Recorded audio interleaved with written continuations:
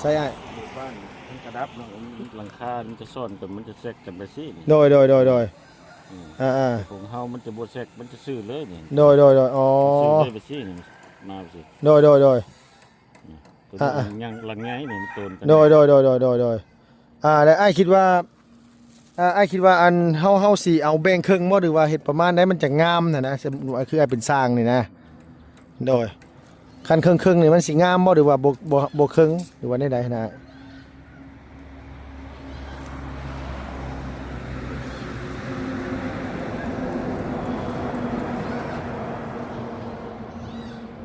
เขามันซ่อนกันไปสิเนาะโดยว่าสิเอาตัวที่ขั้นก่อนบ่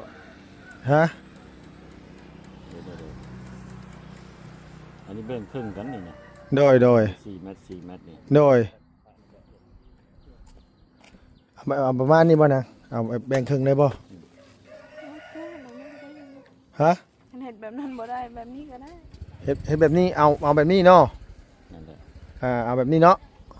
มันเฮ็ดคือบ้านมันบ่ได้เพราะว่าถาดมันบ่คือกันเนาะเสียงเนาะเพราะว่าอันนี้เขาแทรกมานี่เด้โดยเขาแทรกมาสิโดยมันจะเป็นไปสิเด้หลังคาโดยซื้อเลยนี่โดยแต่ว่าให้มันโตนกันว่าจักเซนประมาณคิดว่าให้มันโตนกันโตน30เนาะโดยประมาณนี้เนาะเนาะโอเคบ่โตน30เพิ่นว่าเอาแบบนั้นแหละแบบนี้แหละเฮ็ดอะไรแบบนี้ก็เอาแบบนี้เอาตามมันว่าไอ้สร้างนั่นแหละได้โดยเอาตามไอ้สร้างนั่นแหละเพราะว่า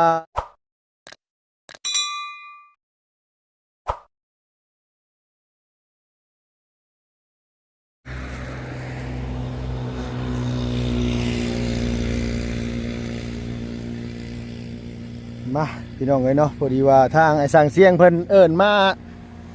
ให้เบิ่งกันว่าขึ้นโค้งหลังคาว่าซั่นว่าเม็ดเพิ่มอีกเม็ด10ดูเลยข้างหน้าเม็ด10บ่เนาะมันจะงามเนาะโดยเอาสบายดีเด้อเชียงเด้อโดยสบายดีลาแนมมามันสิได้เห็นเฮือนหลังนี้เลยเอาขึ้นความสูงความอันนี้มันเท่าไหร่เจ้า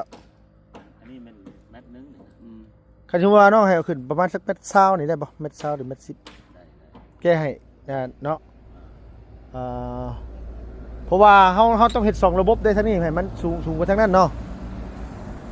หรือว่านี่ไหนหรือว่าอ้ายเป็นสร้างอ้ายคิดว่าประมาณไหนสิงามหั่นนะ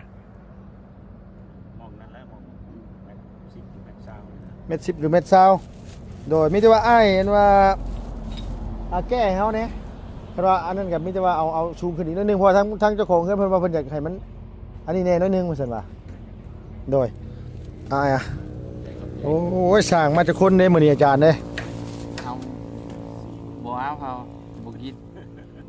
ให้สร้างบ่แม่นให้สร้างแล้วเขากินสบายดีเด้อบ่าวเด้อโดยสบายดีโดยมากันจักคนมื้อนี้น่ะ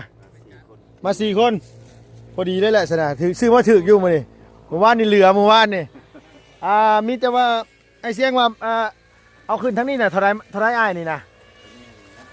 อันนี้เม็ดนึงเนาะทั้งหลังพี่จักเส้นเกาะ30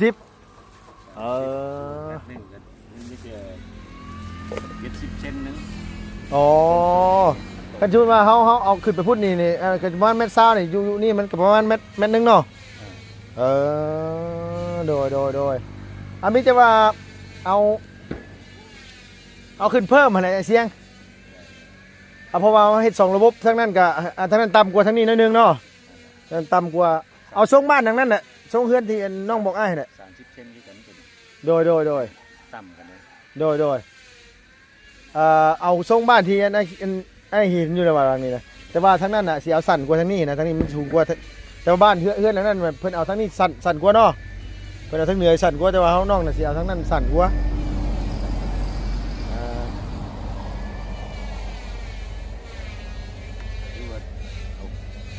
ครึ่งกันเลยบ่ครึ่งอันว่าอันความนั้นมันน่ะบ่เอามุงไปเด้มันตัวนี้ก็ต้องลงโดยแม่นให้ทั้งนั้นใหญ่กว่าได้บ่ทั้งพังนั้นเพราะว่าเฮาเฮ็ดต้องเฮ็ดเซต3เฮ็ด3อันนี้เห็นนะเจ้าเห็นอยู่หรอเพื่อนหลังนั้นน่ะเอาทรงเดียวกันเลยแต่คั คันสิเอาเครื่องๆเลยแบบทั้งนั้นมันคือสีเนาะมันสิบ่นี่บ่หรือว่าใดๆอ้ายขี่รถไปเบิ่งใหม่ให้เฮาก็ได้ มันผังคนละผังนะมัน แม่นบ่ เออ เออ แล้วเด็กค่ายคืออยู่แต่ว่าบ่คือกัน บันได เออ อ๋อคันว่า ผังนะ โดยบ่พังเสานี่บ่ ผังเจ้าอยู่ อ๋อโดยเอามีแต่ว่าเอาตามอ้ายและอ้ายคิดว่ามันอันนี้แต่ว่ามันบ่แตกต่างกันปานใดเนาะโดย มันเป๊ะคือตัวนั้นมันบ่ได้เพราะว่ามันผังคนละผังกันเลย โดย มันแตกต่าง อันว่าไงว่าฐานมันบ่คือกันเนาะ นั่นแหละ ฐานเฮือนมันบ่คือกันเนาะเนาะฐานเฮือนบ่คือกันแหละมันเฮ็ดคือกันเป๊ะๆบ่ได้เนาะอืมโดย แล้วแต้มให้เบิ่งเนาะ มีแต่ว่าอ้ายเอาขึ้นให้เฮาอีกประมาณ10เซนหรือ20เซนนี่ก็ได้ไอ้กะเบิ่งหั่นนะในใจกับจังได๋พี่น้องเอ้ยมามื้อนี้ก็อ้ายเรามาเฮ็ดแต่เช้าเฮามา8:00 นปลายเลย มาบ่ทันกันมาแล้วปรึกษากันแต่ตอนแรกก็คล้ายอยู่อันนี้เราหาที่ขึ้นได้จักดังเลย1 2นี่บ่อ้าย ก็1 2 3อัน บ่แก้ไขได้ แก้ไขได้เนาะแก้ไขได้เนาะโอเคมีแต่ว่าอ้ายแก้ให้เฮาแน่เพราะว่าทั้งเจ้าของเครื่องเพิ่นว่าเพิ่นอยากให้มันได้สูงๆแน่เพิ่นซั่นว่า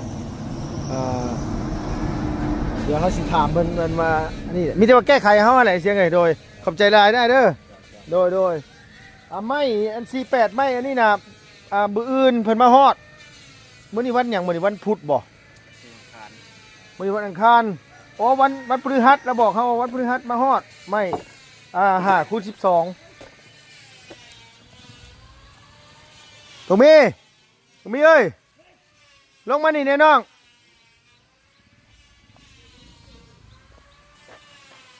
ลงมานี่แน่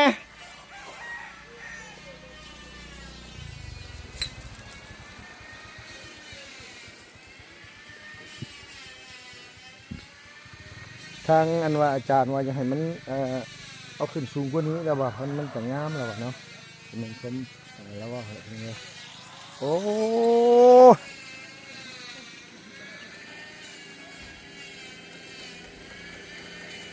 นี่ก็เป็นจังซี่วะ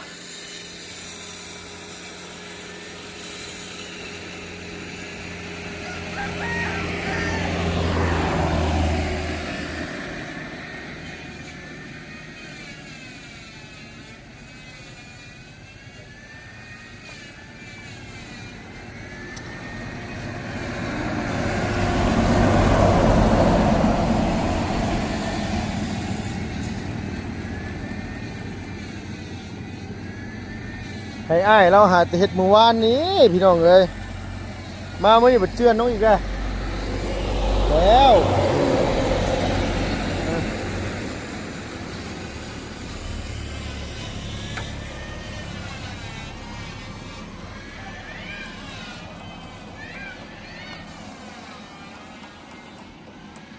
โดยสบายดี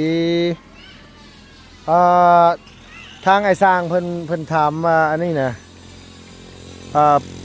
เพิ่นว่าพอดีบ่เพิ่นว่าอันเอาขึ้นความสูงมันเพิ่นเอาขึ้นเม็ดเดียวนึงนะแต่ว่าทั้งนุ้งว่าอยากให้เอาขึ้นเพิ่มอีกจาก20เซนตัวคิดว่าได้บ่เอาสูงไปก่อนแม่นบ่เอาขึ้นประมาณสัก20เซนเนาะฮะมันต่ำโพดบ่งามเนาะจะได้สูงสูงกว่าเพื่อนแม่นจริงๆนี่เนาะเอาขึ้นอีกสัก20เนาะโดยฮะความสูงมาฮอดเมตรซ้ำประมาณ70นี่แหละแต่ว่าที่ไอเชียงแล้วว่านี่มาพี่น้องล่ะนั่งไง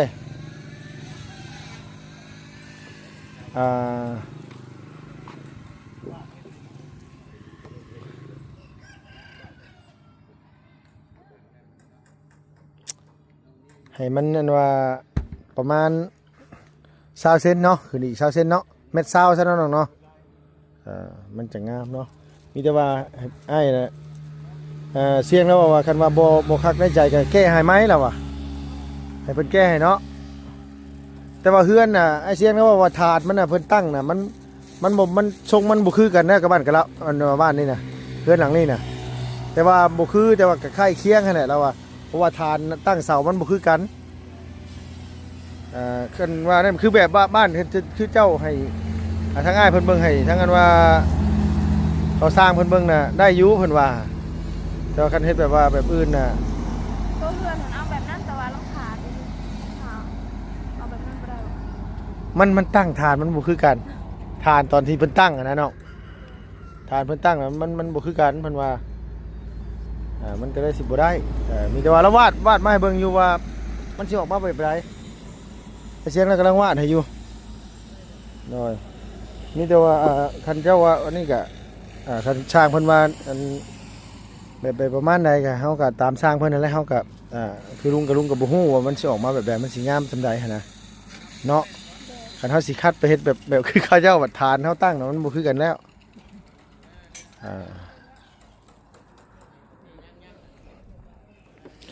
ตัวไปเบิ่งแน่นั่นน่ะ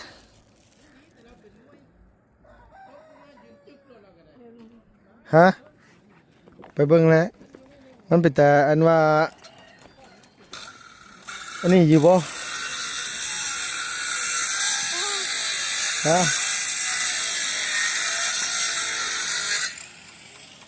ว่าจะให้อ้ายเราเฮ็ดหมู่บ้านนี่พี่น้องเอ้ยบ่ได้เอาไม้ก่อนนั้นน่ะ ฮะโดยหมายว่า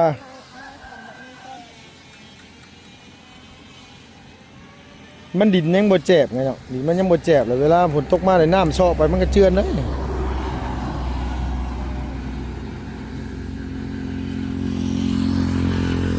มีแต่ว่าเฮาน่ะแปลงไม้เองเฮาแหละมีแต่ว่าคันมีเวลาน่ะอันเคาะอันนี้เนี่ยมองนี่นะดินมองดินนี่เฮาขุดให้มันไปทางนี้ขุดมันลงทางนี้เดี๋ยวมันลงผ่านทางนั้นมันไหลผ่านทางนั้นนั่นน่ะใส่มาเบิ่งแบบบ้านน้ำไม่เสียงดูนี่ไปเข้าไปเบิ่งดูฉันว่าโอเคไอ้แล้วก็สินี่เลย ใส่ไอ้ บ้านมันกระดับเนาะหลังคามันจะซ่อนกันมันจะแทรกกันไปสิ โดยของเฮามันจะบ่แทรกมันจะซื้อเลยนี่ โดยอ๋อ ซื้อเลยไปสินี่มาสิ โดย ตัวยังหลังไงนี่มันโตนกัน โดยแล้วไอ้คิดว่าอันเฮาสิเอาแบ่งครึ่งบ่หรือว่าเฮ็ดประมาณใดมันจะงามน่ะนะคือไอ้เป็นสร้างนี่นะโดยคันครึ่งนี่มันสิงามบ่หรือว่าบ่ครึ่งหรือว่าใดๆนะ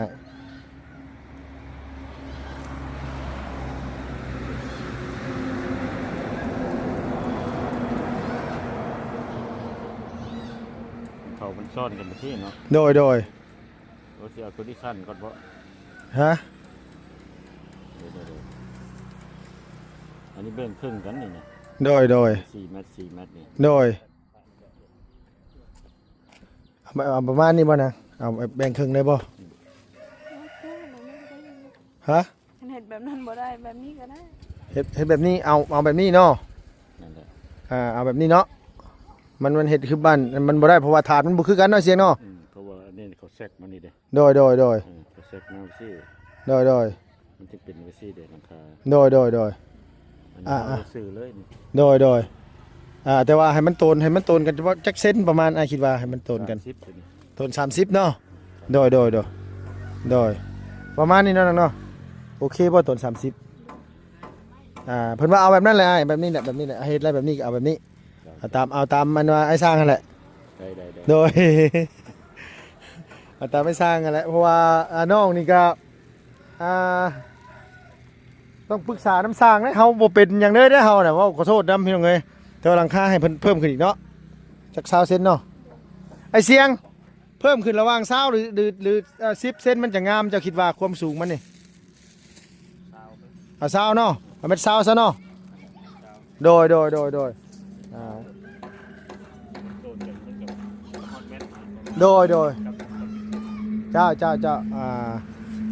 ประมาณเอาขึ้นอีก20เซนหน่อยเนาะ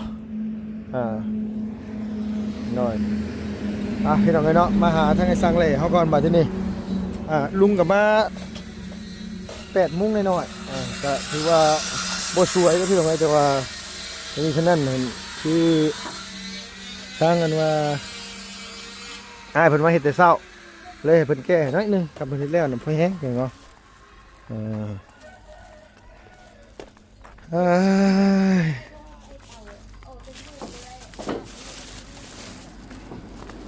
สู้ๆแต่เศร้าเลยนิโพเพิ่มพลังเอามากัน4คนน้อยแหละเนาะไม้ที่เรือน่ะไม้อัน5 คูณ 12นี่วันอันนั้นเพิ่นมาส่งก็ไม้48วันพฤหัสแล้วอีก2มื้อแล้วโทรมาบอกเฮาเมื่อกี้นี่ไม้แม่นบ่ทันได้เคิกระวังเนาะบ่เคิกหรอกเนาะโดย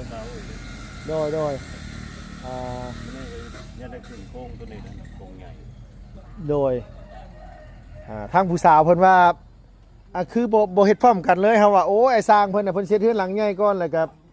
ตัวนี้น่ะมันสิสูงสิต่ำมันสิห่างกันส่ำใดแหละเพิ่นสิได้ต่อเสาขึ้นถึกว่ะแม่นทางผู้สาวเพิ่นว่ามันสิงามบ่ว่าซั่นน่ะเอ้ามันก็สุดน้ำสร้างอ่ะแหละเฮาว่า เฮ็ดพร้อมกันยันมันบ่ถึกนะเฮ็ดพร้อมกันมันบ่ถึกมันบ่เข้าสเปคกันน่ะมันสิบ่งามน้อยเลยเนาะมันโตนกันหลายแล้วมันสิบ่อันนี้โพดฝนตกตอนไหนวะเฮาคือบ่ฮู้สึกโตเมื่อคืนนี่บ่ตกช่วงเช้าบ่เอ้าบ่นะเมื่อวานบ่ทันได้ตกมานะเฮาให้เขาเจ้าป้านตอนแรงอันนี้น่ะตกละวานฮะตกละวานตกบ่ตกประมาณ3 โมงบ่บ่น้อยเมื่อคืนนี่ฝนตกอยู่บ่คืนนี้ก็ตกคืนนี้ก็ตกนะอันว่าไอ้แหล่ดินเฮาจ้างเขาเจ้ามาป้านหั่นมันเจือนออกเบิดแหละเจือนเมื่อไหร่หั่นน่ะมุนเมื่อไหร่ใช้มาพี่อยู่นะมาทางกันเบิ่งข้างๆพี่ก่อนพี่น้องเอ้ยโอ้ยพี่น้องเนาะเอากลับทักทายสบายดีพี่น้อง FC เพิ่นจะดีเบิดสุขุสุขดนะเพิ่นเด้อลืมนุ่งกระดา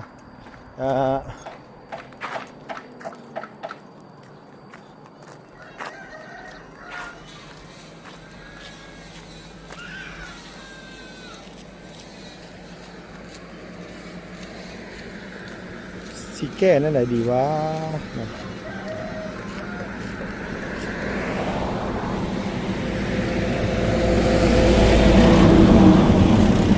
เพราะว่าหน้ามันไปฟังนั่นบ่ได้เลยมีแต่ว่า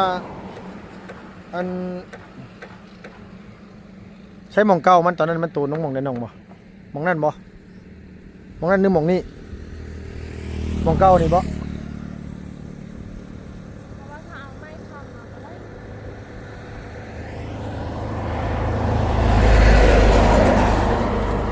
นี่แต่ว่า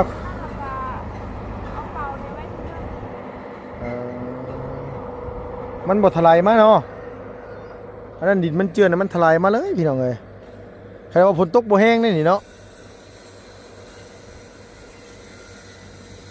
ถ้าฝนตกแห้งนี่ลุงคิดว่ามันต้องอันนี้มาเลยแหละมุนมาเลยแหละนี่นะ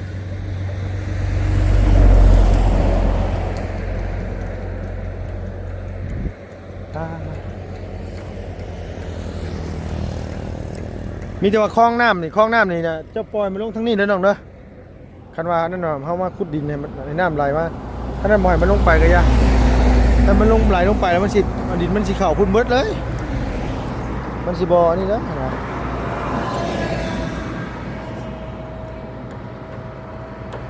มื้อนี้เนี่ยเพิ่นสิขึ้นโครงห้างหลังคาหลังอย่างใหญ่นี้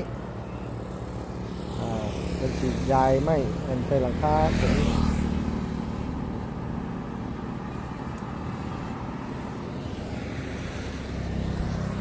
มันเจือนเพราะว่าให้เพิ่นตันทางอันนี้ไว้แต่มันเจือนมันได้ค่อนข้างสิว่าอันนี้แน่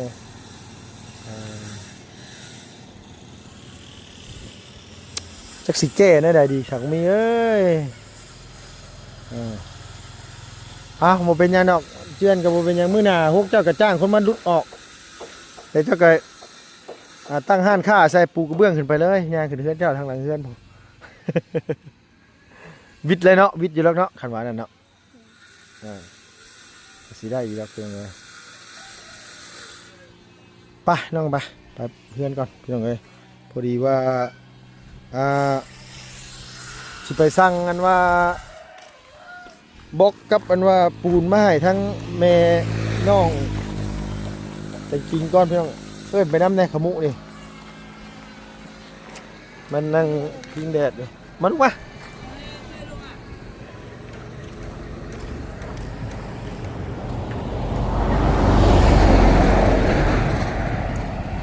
อันนี้ก็พอใกล้แห่ก็เอาอยู่หันได้มันมีได้อยู่ดอกหันอยู่หันไปเอาอยู่ฮะแห่น่ะเอาอยู่หันทรายมันตักเอาอยู่นี่ได้อยู่ดอกมันเหลือลายอยู่บ่ฮะมีบ่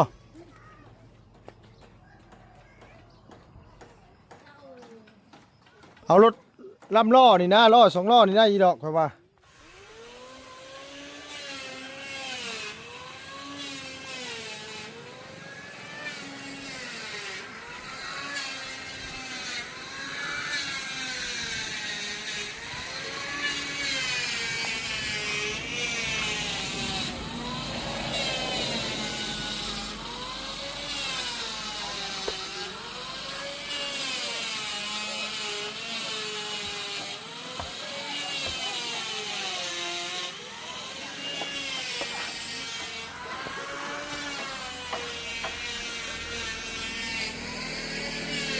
พอไกลแล้วสิเอาทรายไปเห็ดคอกกันว่าหมูแล้วยังไง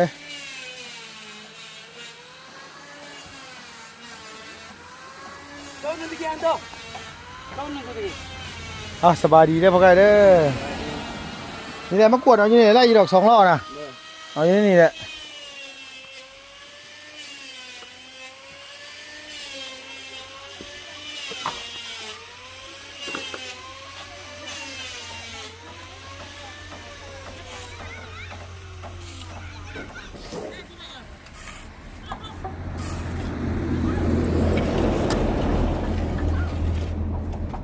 บ่เป็นหยังบ่ตั้งออกก็ได้บ่เป็นหยัง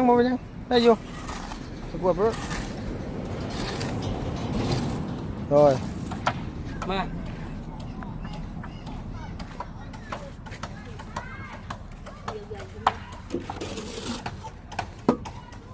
ตักเอาในนี่แหละไปเนาะเอาโอเคได้สปกายเด้อขอตัดคลิปก่อนโดยเอาพี่น้องเอ้ยขออนุญาตว่าจบคลิปก่อนเด้อพี่น้องเด้อบุญกับคุณหลายๆให้เสียงแก้งานให้พี่น้องเนาะนี่2เอาแห่2เอาซ้าย2ฮะเอาโดยบ่ได้ก็เอาไปทำที่มีนั่นแหละได้อยู่ดอกเอาเนาะพี่น้องโอเคพี่น้องเอ้ยอยู่ดีมีแฮงเจ็บจนน้ำลำไปด้วยสุขภาพพลามัยแข็งแรงนะพี่น้องเด้อไปแล้วพี่น้องบ๊ายบายสวัสดีเด้อ